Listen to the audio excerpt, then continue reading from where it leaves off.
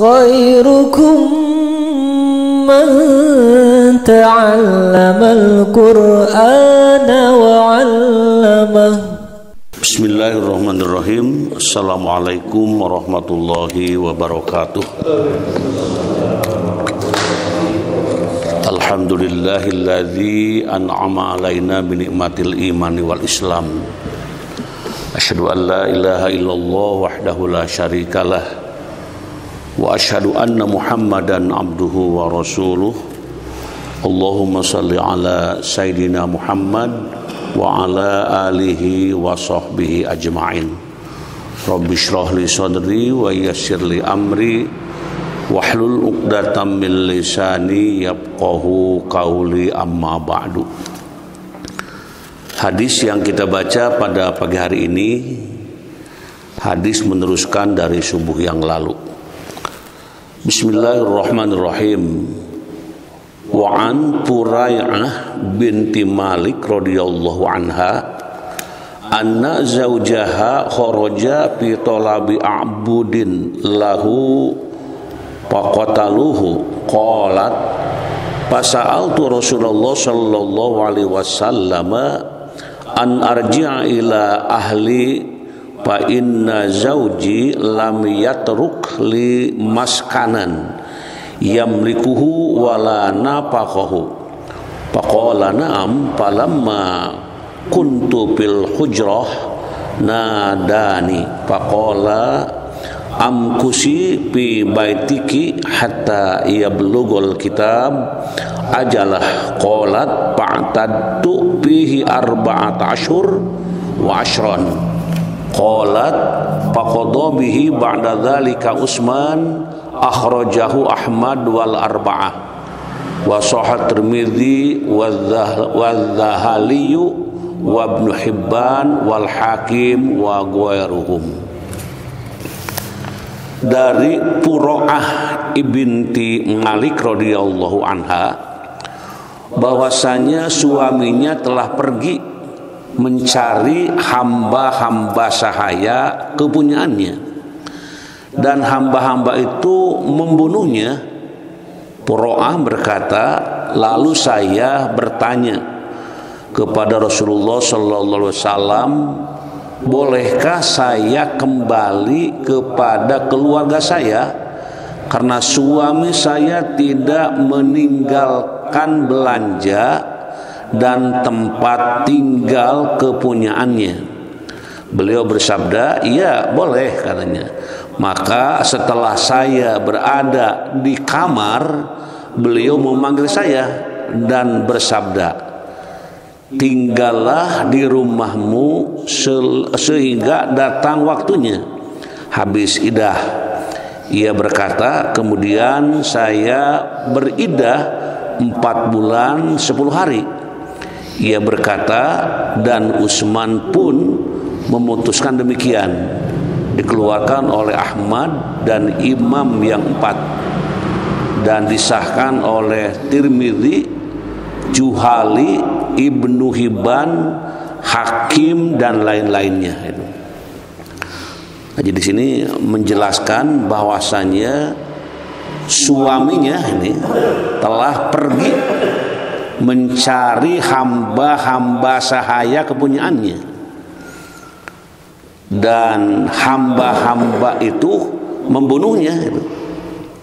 Kemudian Purai'ah berkata nih, di sini kan dari Purai'ah binti Malik gitu, radhiyallahu anha, beliau mengatakan bahwasanya suaminya, suami siapa? Ya, suaminya telah pergi mencari hamba-hamba sahaya kepunyaannya dan hamba-hamba itu membunuhnya. Kemudian Purai'ah berkata, lalu saya bertanya kepada Rasulullah SAW, bolehkah saya kembali kepada keluarga saya karena di sini suami saya tidak meninggalkan belanja dan tempat tinggal kepunyaannya.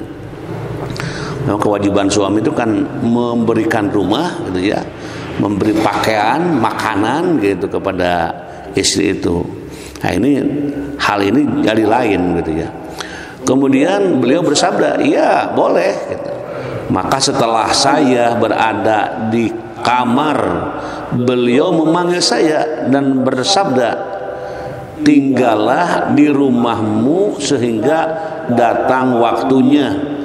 Waktunya itu waktu idah. Ia berkata, kemudian saya beridah 4 bulan 10 hari. Ini idah yang ditinggal ya.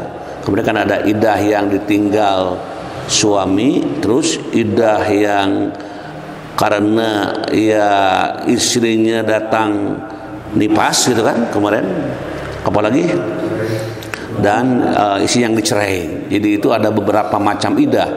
Ada idah cerai, kedua idah ditinggal mati, ketiga ya nipas.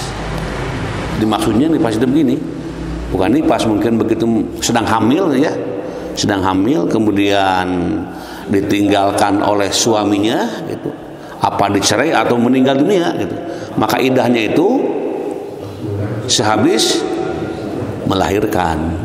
Jadi idahnya itu selesai melahirkan ya habis idahnya gitu.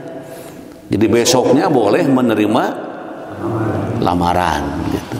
Nah, jadi ini unik di dalam kehidupan berkeluarga itu, tidak sekedar hidup tapi ada ilmunya gitu ya. Jadi memang ada aturan-aturannya, seperti suami yang barangasan suka menyebutkan talak kepada istrinya, ini harus hati-hati gitu. Baik main-main kemarin maupun serius gitu, tetap itu adalah jadi. Nah itu.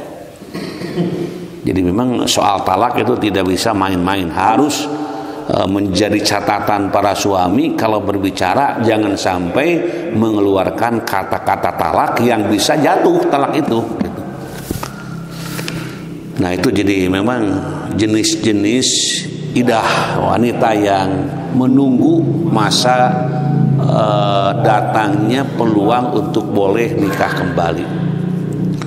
Wa an Fatimah binti Qais nih radhiyallahu anha qalat, qultu ya Rasulullah inna zauji talaqani salasan wa akhafu ayyaktahama ala alayya fa amaroha fahawwalat, rawahu Muslim. Dari Fatimah bin Qais radhiyallahu an, ia berkata, saya berkata, ya Rasulullah, sesungguhnya suami saya telah mentalak saya 3 kali tuh. Dan saya khawatir ada orang yang menyerang saya. Maka beliau menyuruhnya pindah. Lalu ia pindah tempat. Diriwayatkan oleh Muslim. Nah ini kalau yang kedua ini ya seorang yang ditinggal ataupun seseorang yang suaminya telah mentalaknya tapi masih hidup ini. Jadi suami mentalak istri, talaknya talak 3. Talak 3 itu bisa sekaligus, bisa dicicil gitu. Pagi-pagi ngomong talak, siang tolak, isukan talak deui habis tah. Atau sekaligus saya talak 3 sekalian anda mah beres, nah gitu ya. Itu yang ngomong pasti bukan kesadarannya, tapi emosinya, nafsunya. Makanya kalau nafsu kepada istri jangan sampai nafsu itu terus digelorakan gitu, tahan gitu. Lebih baik menyebut kata-kata yang menyenangkan.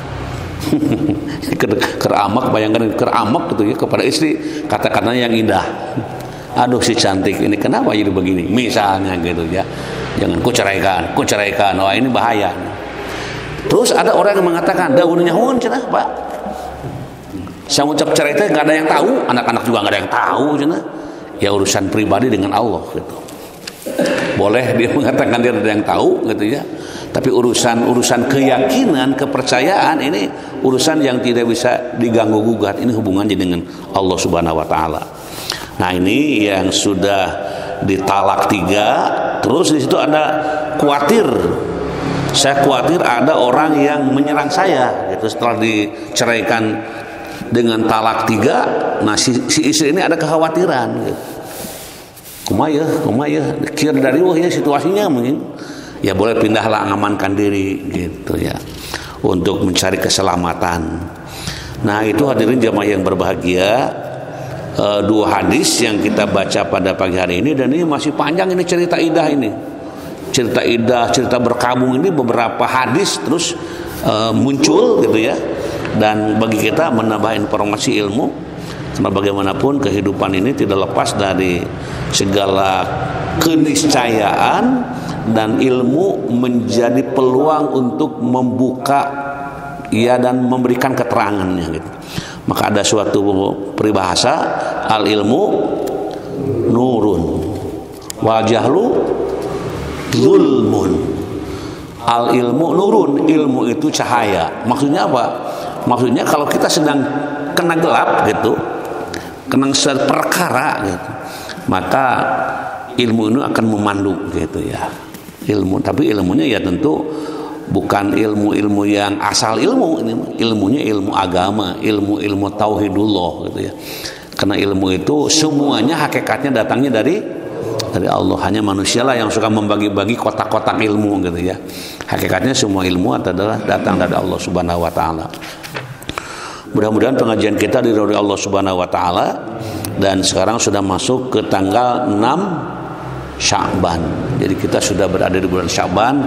Kalau sering melihat pengumuman gitu ya, 24 hari lagi tamu akan segera kita sambut. Wah gitu.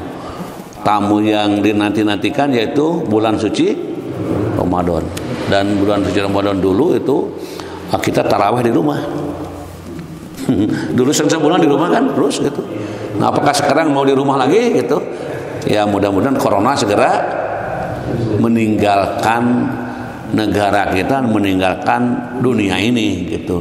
Sehingga karena corona terus menjalar ya, berkembang, maka kita melakukan kunut nazilah. Kunut nazilah yang kita memandangkan ini kunut nazilah yang selama corona masih ada terus. Kalau zaman Rasulullah kan 1 bulan gitu. Ya karena memang habis itunya. Zaman Rasulullah itu ada penyakit tahun ya, itu 1 bulan selesai. Kalau sekarang sudah berapa? Bahkan kemarin ramai-ramai ulang tahun corona, masya Allah, ulang tahun. Jadi mungkin itu hal yang menjadi pemikiran dan juga harapan kita kepada Allah Subhanahu wa taala, agar Allah memberikan ya bimbingan kepada kita keluarga, melindungi keluarga kita dan juga semuanya. Yang doanya selalu dibacakan, Allahumma inni a'udzubika minal, terus ya sayyil, sinnya sin kecil, sayyil asqam, ilamun sin besar sayyil asqam gitu ya. Jadi syai'in itu kan jadi sesuatu. Ini mah penyakit, sayyil asqam, penyakit yang lebih buruk gitu. Jadi minta perlindungan kepada Allah dari penyakit belang, 2 penyakit gila, 3 penyakit kusta, dan 4 penyakit-penyakit yang lebih mengerikan, nah gitu ya. Nah, di antaranya corona ini termasuk penyakit yang diantisipasi untuk tidak sampai kena.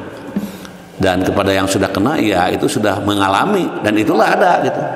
Dan kepada yang belum ya jangan menunggu-nunggu untuk kena gitu ya. Makanya datang ke masjid pakai apa?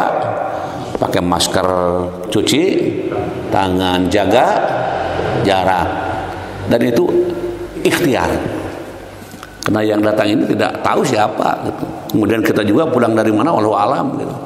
Makanya di setiap tempat dalam rangka ikhtiar. Mudah-mudahan, dan kalau memang terjadi, terjadilah gitu. Allahumma salli wa barik wa sallim amin. Allahumma rzuqna ilman nafi'an wa rizqan wasi'an wa shifaan min kulli da.